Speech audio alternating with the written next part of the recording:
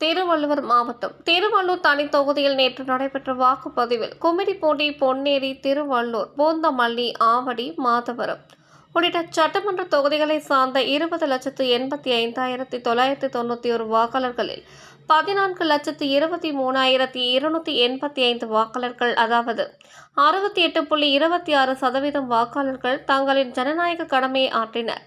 இந்த நிலையில் நேற்று வாக்குகள் பதிவான வாக்குப்பதிவு இயந்திரத்தை திருவள்ளூர் அடுத்த வேப்பம்பட்டு பகுதியில் உள்ள ஸ்ரீராம் கல்லூரி வளாகத்தில் உள்ள பள்ளி அறைகளில் பாதுகாப்பாக வைக்கப்பட்டது. இதனை மாவட்ட தேர்தல் அதிகாரி டாக்டர் பிரபுசங்கர், திருவள்ளூர் நாடாளுமன்ற தொகுதியில் தேர்தல் பார்வையாளர் அபு இம்ரான் மற்றும் பல்வேறு அரசியல் கட்சி நிர்வாகிகள் முன்னிலையில் பார்வையிட்டு வாக்குப்பெட்டி அறைக்கு சீல் வைக்கும் பணிகள் மேற்கொள்ளப்பட்டது. மேலும் வரும் ஜூன் 4ஆம் தேதி அன்று ஸ்ரீராம் கல்லூரியில் வாக்குப்பதிவு செய்யப்பட்ட இயந்திரங்களை ஒரு நாளைக்கு 8 மணி நேரம் அடிப்படையில் 24 மணி நேரமும் கண்காணிக்கும் பணியை மேற்கொள்ளப்பட்டுள்ளது.